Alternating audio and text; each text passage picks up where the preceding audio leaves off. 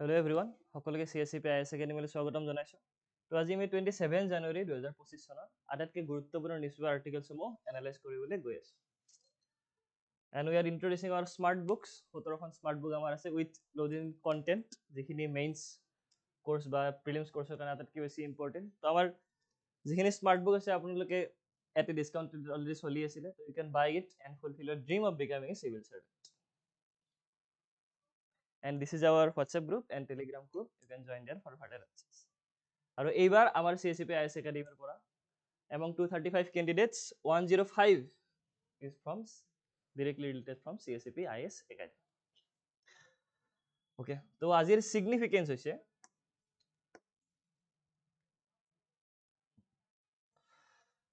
significance of 27 January is Bosu Dima Festival. The Bosu Dima Festival, also known as Bishu, where Bai means party and Shu means signifies peace, is the largest and most vibrant festival of the Dimasa community, celebrated annually on 27 January. It marks the completion of Chum cultivation. So, kihor completion itu Chum cultivation যেতিয়া শেষ হৈ যায় তেতিয়া এইটো festival celebrate কৰা যায়। কাৰ festival টো? The Dimasa Traditions Festival. Okay, with the freshly harvested rice by Dima, dance in traditional attire and music from Haram and Muri. So তাৰ লগত আমি ৰিলেটেড GI টেগ থকা আমি জুডিমা ৰাইছো পাওঁ, sorry Judima wine related to this. Okay, and these are our topics যিখিনি আমি এই ভিডিওটোত in details discuss কৰিবলৈ গৈ আছো। Okay, first news is related to one nation and one election. Okay, তো কি আসলে one nation one election আমি অলৰেডি ডিসকাস কৰি আহিছো, বাট পাৰ্টিকুলাৰলি এইবাৰ কিয় নিউজত আছে। The One Nation One Election initiative advocated by the President Draupadi Murmu during her address on the eve of the 76th Republic Day seeks to synchronize election schedules across the country. This reform aims to address governance inefficiencies caused by the frequent election. তো বাৰে বাৰে যদি frequent election হৈ থাকে কি হৈ যায়, efficiency of course কমি যায়। তো সেইখিনি এড্ৰেছ কৰাৰ কাৰণে আমি কি ইন্ট্ৰোডিউস কৰিছো, that one nation and one election. The simultaneous elections refer to conducting elections for the Lok Sabha and all state legislative assemblies and local bodies, that is jot municipality as a municipality and jot panchayat raj system as that panchayats simultaneously. This does not imply that voting happens across the country on a single day, but involves a synchronized schedule. India experienced simultaneous election in 1951 কেতিয়াৰ পৰা up to 67 লৈকে।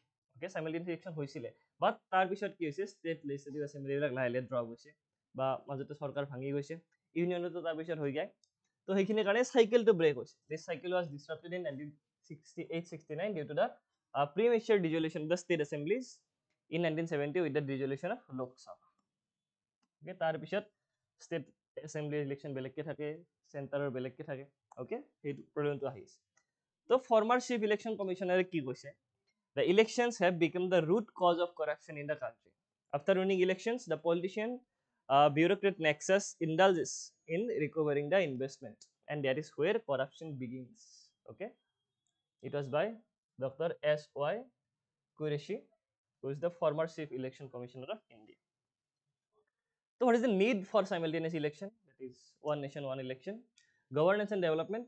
It prevents delays in developmental projects and economic decisions caused by the frequent enforcement of the model code of conduct. Okay, economic benefit key reduces financial expenditure on frequent elections, minimizes disruption in supply chains and production cycles.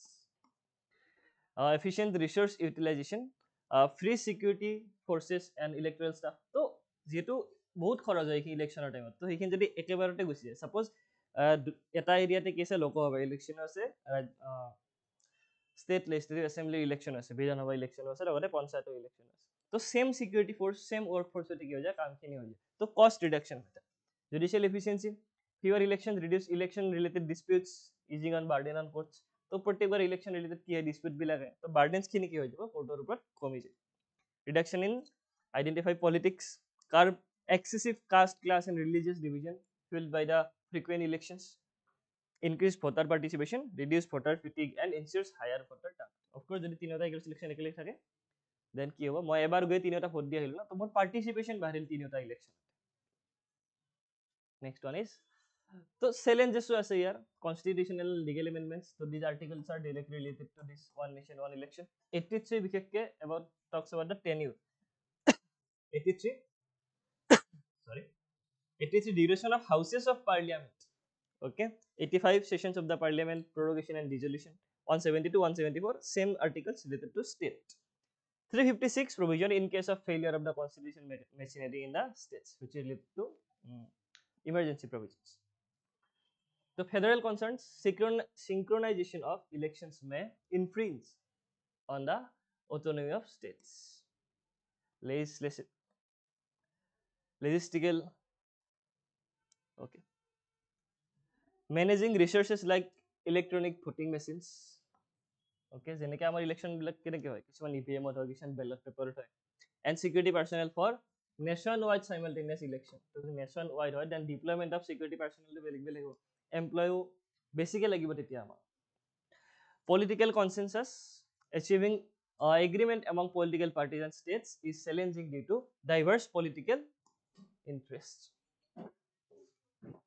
Okay, next কিছুমান committee formation আছে তাত committees recommended for simultaneous elections যেনে 170th report of Law Commission of India which formed in 1999 Law Commission আছে ইয়াত National Commission for Review of Working of the Constitution 2002 formation হৈছে তাৰো report আছে Parliamentary Standing Committees report 2015 and Working Proper of Niti Aayog in 2017 so there are key recommendation of the high level committees on simultaneous elections implementation timeline simultaneous election by 2029 okay the implementation timeline is by 2029 we have planned amendments to the constitution and other state statutes to enable Lok Sabha and state assemblies and local body elections to be held together by 2029 okay যেনেকৈ আমি LCM উলিয়াও তো তেনেকৈ 2029 is the best for all simultaneous elections constitutional amendments দুটা step লাগিব আমাৰ ইয়াত first step কি কি আছে synchronize Lok Sabha and state assembly elections a one-time adjustment by the selecting a date after Lok Sabha elections to align the term of all state assemblies with parliament's term. Amendment code lagibo basically 83 and 172 for Lok Sabha and for state legislative assemblies. Duration of parliament and the state legislatures of the constitution. No ratification by the states is required for this state. State or ratification nalage parliament alone can do this work. Second step synchronize elections to municipalities and panchayat with Lok Sabha and state assemblies. Prothomote kar lagil state assembly and Lok Sabha tar bisor second step kar lagibo state legislative assemblies and the Lok Sabha and municipalities. Local body election to be conducted within 100 days of Lok Sabha and assembly polls. It requires ratification by the at least half of the state. এইটোৰ কাৰণে half of the state ratification লাগিব Lok Sabha and Vidhan Sabhar কাৰণে কাৰো ratification নালাগে তো question এনেকৈ form হ'ব পাৰে যে Lok Sabha and Vidhan Sabhar synchronization কাৰণে state ratification nalage but state legislative assembly and municipality and panchayat ba local bodies synchronization karone ki lagibo half of the state ratification lagibo insertion of the article 324a parliament to make laws ensuring elections to municipalities and panchayats are held together with general election and single electoral roll and election ID amendment article 3 to 5 of the constitution to allow a single electoral roll and electoral photo identity card for all the three tiers of government যেনেকৈ আমাৰ বেলেগ বেলেগ কি আহে না লোকসভাৰ voter ID card বেলেগ কি আহে বিধানসভাৰ বেলেগ কি আহে পঞ্চায়তৰ বেলেগ কি তো যেতিয়া যদি গোটেইকেইটা যদি সিংক্ৰনাইজ হৈ যায় এখন ভোটাৰ আইডি কাৰ্ড থাকিব The Election Commission of India to prepare these in consultation with the state election commissions which requires ratification by the at least half of the states যিখিনি মই কৈ দিলো অলপ আগতে in case of hung house যদি কিবা কাৰণত no confidence motion pass হয় in the event of a hung house no confidence motion a similar situation fresh election will be held for the unexpired term suppose 5 বছৰ থাকে term 2 বছৰ পিছত কি হৈ গল expire হৈ গল election হ'ব নতুনকে but নতুন গভৰ্ণমেণ্টখন কিমান দিন থাকিব বাকি 3 বছৰৰ কাৰণে থাকিব ৰিমেইনিং টেনিয়ৰৰ কাৰণে থাকিব আগতে কি হৈছিল ফুল 5 ইয়াৰ্ছৰ কাৰণে হৈছিল বাট এটো কি থাকিব যদি কেতিয়াবা হৈও যায় no confidence motion pass then election হোৱাৰ পিছতো সেই নতুন সৰকাৰখনে 3 বছৰে পাব বা বাকি ৰোৱা টাইমখিনিহে পাব okay way forward of simultaneous elections minimizing disruptions frequent election disputes governance and development due to model code of conduct MCC আমি পাইছো. A detailed study on the feasibility of simultaneous elections is necessary. Building consensus, political parties must cooperate to debate the one nation, one poll initiative. Public opinion should guide decision post debate to ensure democratic participation. Democratic maturity and mature democracy, India can adopt a election model balancing governance and fairness. So basically there are some challenges also, but there are some use also of one nation, one election. Okay, তাৰ board base কৰি prelims practice question দিয়া আছে লগতে this is the UPSC previous year question 2017 ত আহিছিলে, you just go through it once. Next news is related to Padma Awards 2025. The 5 awardees from Assam. So Padma Awards tinita category ase, Padma Shri, Padma Bhushan, Padma Vibhushan. Padma Vibhushan is the highest among the rank. So similar highest post Bharat Ratna, tar bisot Padma Vibhushan, Padma Shri, Padma Bhushan heneke hierarchical rank. So the Padma Awards in 2025 honored 5 individuals from Assam for their contribution in the art, literature and education, including Jatin Goswami ki paise with Padma Bhushan and others with Padma Shri, highlighting Assam's cultural and intellectual significance. At least khan diya ase Jatin Goswami Padma Bhushan field is the art contribution, renowned exponent of Satriya, a classical dance from Assam. Revakanta Mohanta Padma Shri art recognizes for contributions to traditional art forms of Assam. Next, Joyna Saran Bathari Padma Shri, also the field is art, prominent contribution to the preserving and promoting Assamese art and culture. Gita Upadhyay Padma Shri paise tekhete literature and education. Anil Kumar Boro Padma Shri literature and education. So field and name at least you should know. So keteba prelims ahe no milabo lage eneke dukhon table, so eneko question ahibo. The Padma Awards are one of the highest civilian honors of India, announced annually on the eve of Republic Day. The award seeks to recognize works of distinction and is given for distinguished and exceptional achievements serving in all fields of activities disciplines. So কি হয় আসলে committee formation হয় after the prime minister recommendation, তো সেই committee ওখানে select করে যে কোন কোন অ্যাওয়ার্ডি হব, অল মেকানিজম দিয়া আছে. The background is instituted in 1954 and announced annually on the Republic Day. One of India's highest civilian honors, objective recognize achievements in the various fields involving public service. Categories: Padma Vibhushan, exceptional and distinguished service; Padma Bhushan, distinguished service of higher order; Padma Shri, distinguished service; and Padma Vibhushan is the highest in the hierarchy. মই যেটো কৈছিলো Padma Vibhushan, Padma Bhushan and Padma Shri. Disciplines: awardees in fields like art, social work, public affairs, science, engineering, trade, medicine, literature, education, sports and civil services. Eligibility: open to all individuals regardless of race, occupation, position or gender. Okay, there is no discrimination, that means. Selection processes: Padma Awards committee constituted by the prime minister. To question ahibo pare kone constitute kore, jodi president to thakibo pare tar answer, but prime minister constitutes this. Awarded by the president, presented at Rashtrapati Bhavan in the March April each year. So announcement hole in January, 26 January. Ketia dia jabo prize in the March and April every year by the president at Rashtrapati Bhavan. Eligibility: all persons without distinction of race, occupation, position or sex eligible for all these awards. Government servants including those working in PSUs except doctors and scientists are not eligible for this award. The award is normally not conferred posthumously. However, in highly deserving cases, the government could consider giving the award posthumously. মানে মরার পিছতো দিব পারে, সাধাৰণতে নিদিয়ে, যেনেকে ভাৰত ৰত্ন মৰাৰ পিছতো দিয়ে. ওকে, মানে গোপীনাথ বৰদলৈকে 90s দিছে. তো সিমিলাৰলি মৰাৰ পিছত পদ্ম এওয়াৰ্ড সাধাৰণতে নিদিয়ে, but in exceptional case government can consider this. Who can nominate? The nomination are invited from central ministries, departments, states, UTs, governments, Bharat Ratna and Padma Vibhushan awardee institutes of excellence. All citizens can make nominations, recommendation including self-nomination of Poribo Pare citizens. Who decides? All nominations received for Padma Awards are placed before the Padma Awards committee, which is constituted by the Prime Minister every year. On the basis of the recommendation of Awards committee and after approval of the Home Minister, Prime Minister and President, the Padma Awards are announced on the eve of Republic Day. Okay. Then Jatin Goswami, june paise ebar Padma Bhushan, prominent exponent of Satriya dance, which is a classical dance, 2000 disile from Sangeet Natak Academy. Okay. Born on 2nd August 1933, Adhar Satra, Golaghat, Assam. Contributions: pioneer of Satriya dance, founded in Satriya Academy and cultural organizations like Alok Shilpi Hungho and Pragjyoti Kala Porishod. Former member of Sangeet Natak Academy's General Council. Awards: Sangeet Natak Academy Award 2004, Padma Shri 2008, and Padma Bhushan 2025 for contribution to Indian art and culture. Legacy, key figure, all this. তো এই টপিকটোৰ ওপৰত এটা practice question দিয়া আছে, লগতে UPSC prelims 2024 অহা question দিয়া আছে, you just go through it once. Next news is related to India-Indonesia relations, strengthening ties. Okay, India and Indonesia held bilateral discussions during Indonesian President Prabowo Subianto's visit, focusing on strengthening defense, trade and cultural ties.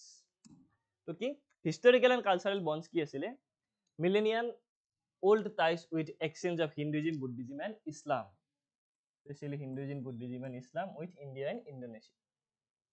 Epic Ramayana and Mahabharata influenced Indonesian art and culture. Shared post-independence goals in NAM and sovereignty.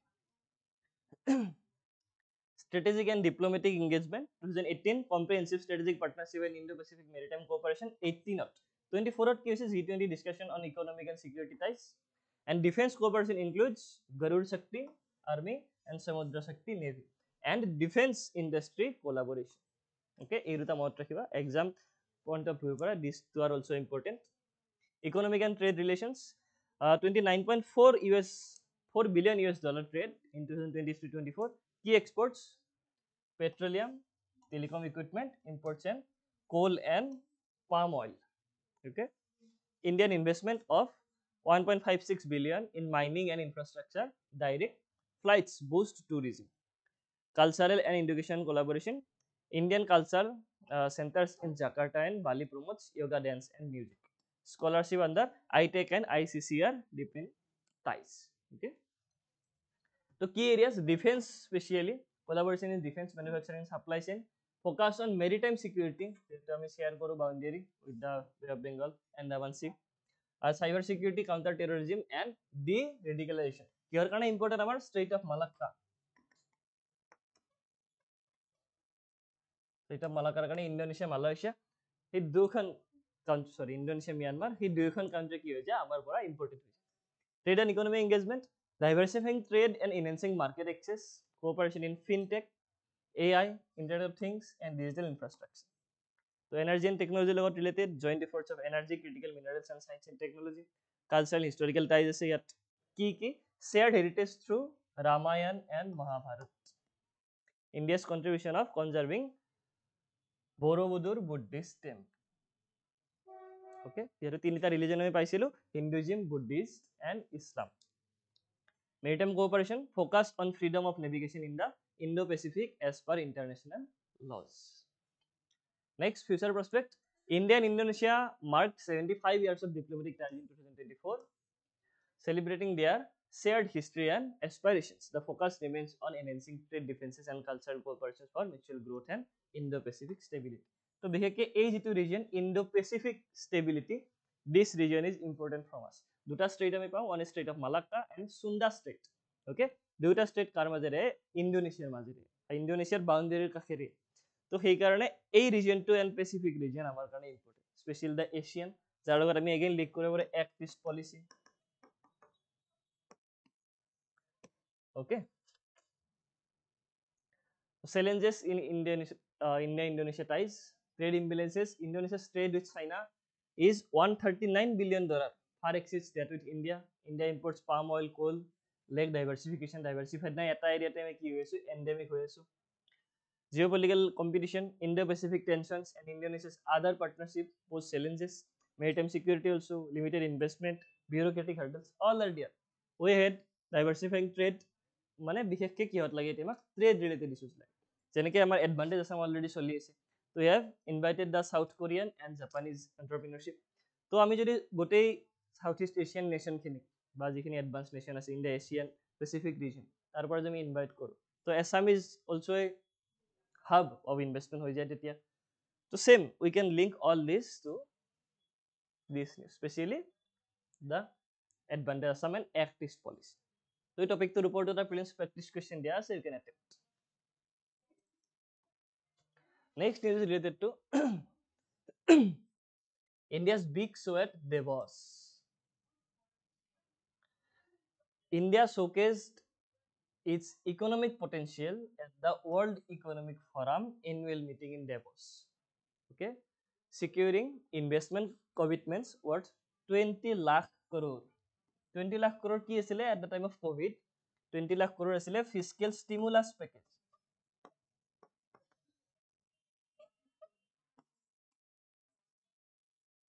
মানে কোভিডৰ পৰা বাহিৰত অহাৰ কাৰণে এইখিনি এবাৰ ওলাইছিল না সবৰে একাউণ্টে 15 লাখ টকাকে ভৰাই দিব এনেকুৱা এটা ৰিমাৰ্ছ আহিছিলে তো this is because of this physical stimulus package okay key highlight of this event is Indian delegation led by the Indian Minister Ashwini Vaishnav highlighted India's strength in trust, talent, and inclusivity. Investment commitments. Maharashtra grabbed the largest share with 15.70 lakh. Maharashtra share car basi Maharashtra basi with 15.70 lakh crore. Okay, focusing on data centers, green energy, and cutting edge technologies. Telangana tar bishat signed 20 MOUs worth 1.79 lakh crore. Kerala organized about 30 one-to-one meetings under the Invest Kerala Pavilion. Uttar Pradesh showcased plans to transform into a 1 trillion economy. Okay, Uttar Pradesh key plan, they want to become a $1 trillion economy.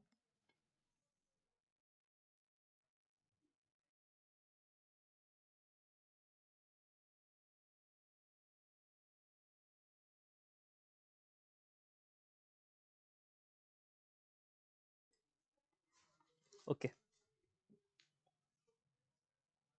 Global partnership, the MOU of USD 250 million was signed by AB InBev for investment in India's beverage sector. About World Economic Forum, key asset the WEF. The WEF was founded in 1971 as the European Management Forum, later renamed the World Economic Forum in 1987. Headquarters, Cologne, Geneva, Switzerland. 2025 theme ki asile collaboration for the intelligent age. The World Economic Forum annual meeting 2025 hosted in Davos, Switzerland. What do you say in Davos, Switzerland? Okay. How India is becoming an increasingly attractive investment destination. Keneke India? Because of the demography. Our demography is young. Indian demography.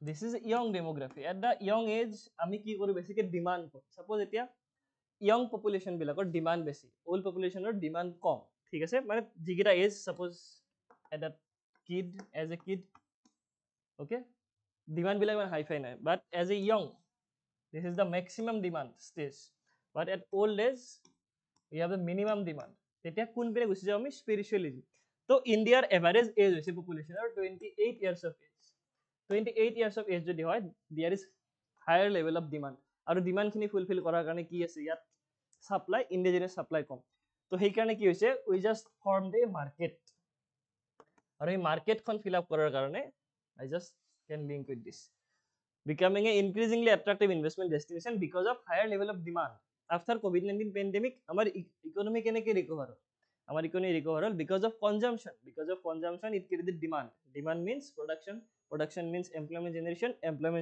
means income means further demand so it completes the cycle of economic growth robust economic growth India is one of the world's fastest growing economy FDI inflows of USD 990.97 billion April 2000 to March 2024 demographic dividend jitu moi koi dilu olob agote okay by 2030 India will remain one of the youngest countries globally fostering a vibrant tax savvy workforce the number of internet users is increasing every day creating opportunities in e-commerce digital services and tech enabled sectors Infrastructure development also there. যিখিনি আমি green ৰিভলিউচনৰ পৰাই কৈ আছিলোঁ, because of infrastructure green revolution এটা part কি হৈছে, bypass হৈছে। তো এতিয়া infrastructure, the national infrastructure pipeline identified project worth $393.51 billion, energy 24%, roads 18%, urban 17%, and railways 12%, aims to achieve the $5 trillion economy target by 2025. এইটো বছৰত কি হোৱাৰ টাৰ্গেট আমাৰ? $5 trillion ইকনমি হোৱাৰ টাৰ্গেট। আৰু ইউপিৰ কি টাৰ্গেট আছিলে? $1 trillion economy. Ease of doing business, India's ease of doing business rank improved from 142 to 63, higher level of improvement. Elimination of 25,000 plus compliance recruitment. Development of the India Industrial Land Bank of industrial parks. Competitive labor cost, growing consumer base, booming startup ecosystem, renewable energy push. তো ইয়াৰ লগত related সবৰে scheme আছে, যেনেকৈ ষ্টাৰ্টআপৰ লগতে গ'লো startup India. Startup India means তাৰ লগত এগেইন আমি পুশ কৰি কি পাইছোঁ? আত্মনিৰ্ভৰ Bharat.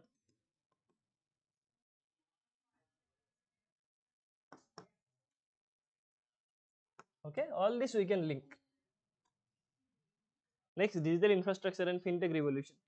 Unified payment interface UPI, and India's fintech market is expected to reach $150 billion by 2025.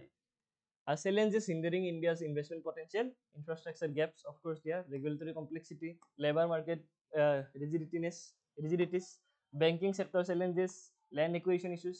এইটো মই ক্লাছত কৈ থাকোঁ বাৰে বাৰে যে labor force is in India, but the sector is not suitable for this labor force. Sector is service, and the labor force is not skilled. If the labor force is not skilled, then this sector cannot absorb this labor force.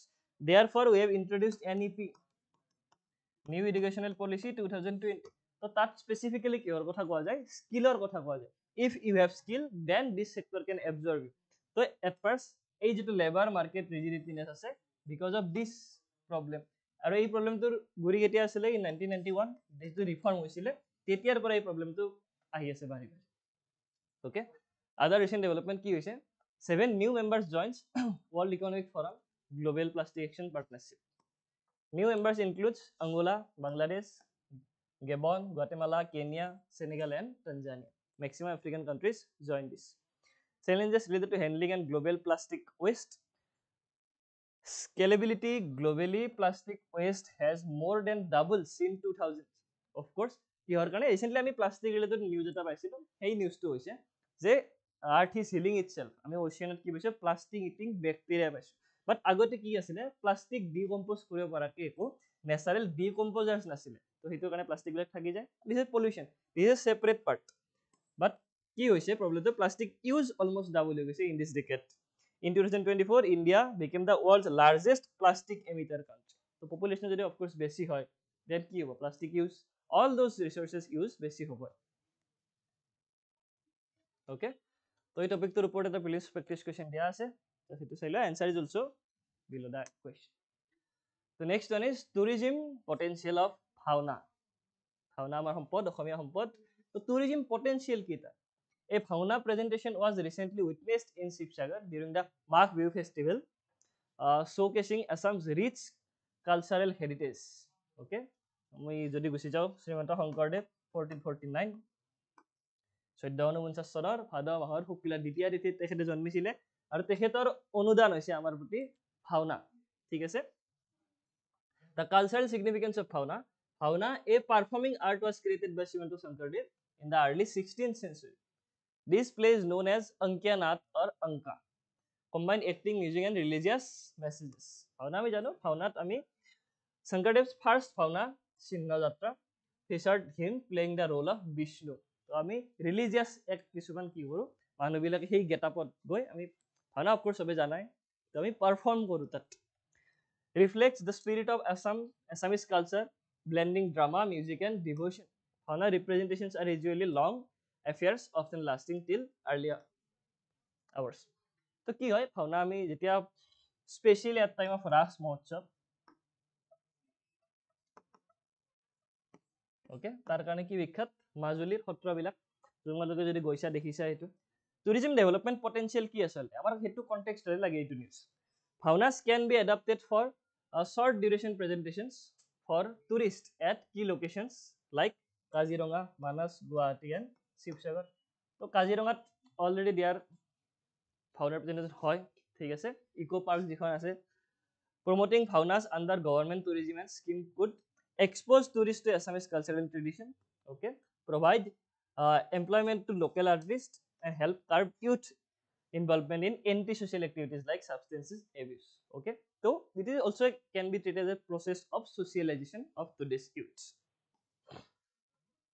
Purpose bhavna was created to convey religious message to villages through entertainment, okay. সেইখিনি টাইমত ধৰ্মৰ কথা কোৱা উপায় কি আছিল যে শংকৰদেৱে মন্দিৰত যোৱাৰ কাৰণে কি আনিছিলে মানে বুট দিয়া সিস্টেম কৰিছিলে এট দা এণ্ড আৰু ভাওনা কি সিস্টেম আছিলে থ্ৰু দা এণ্টাৰটেইনমেণ্ট আমাক ভগৱানৰ লীলাবিলাক জনাই দিয়া এটা উপায় আছিল the plays are based on mythology and spread religious messages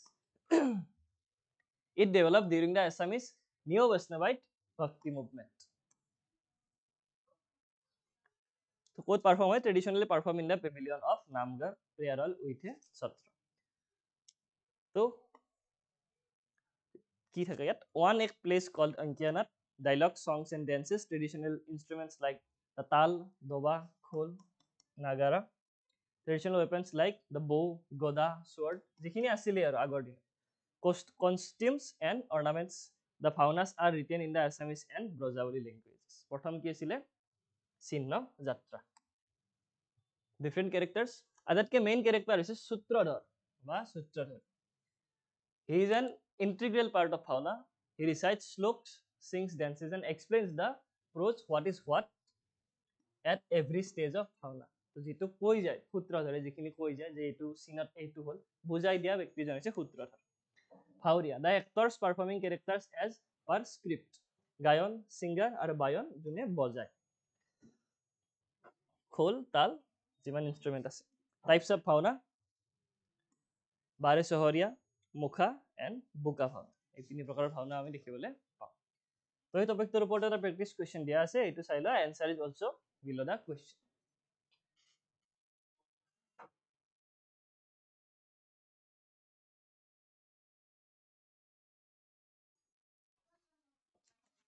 okay তো প্ৰিলিমছ প্ৰিভিয়াছ ইয়াৰ কুৱেশ্যন এটা আছে ইয়াৰ লগত ৰিলেটেড এপিএছচিসি 2018 ত আহিছে okay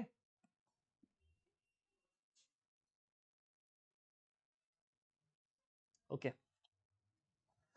So next news is related to Republic Day 2025 tableau. Okay.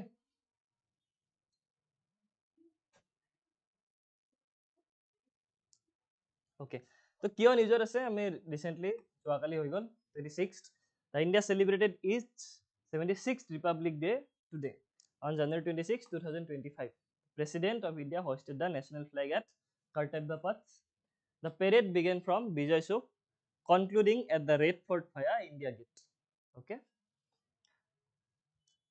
তো টেবলিবিলাক নৰ্থ ইষ্টৰ পৰা সাধাৰণতে এখন যায় এইবাৰ কোন গৈছে ত্ৰিপুৰা তো সেইটো ডিবেট আছিল যে অসম বাৰবাৰ কিয় নাযায় ঠিক আছে সেইটো এনেকুৱা নাযায় নৰ্থ ইষ্টৰ পৰা কি পাওঁ আমি এখন স্পেচ পাওঁ এমং দ্য 12 টেবলিউজ তো এইবাৰ কোন গৈছে নৰ্থ ইষ্টৰ পৰা ত্ৰিপুৰা ৰিপাব্লিক ডে 2025 থিম কি আছিলে the theme for this year's Republic Day parade tableaux is স্বৰ্ণিম ভাৰত বিৰাসত और विकास.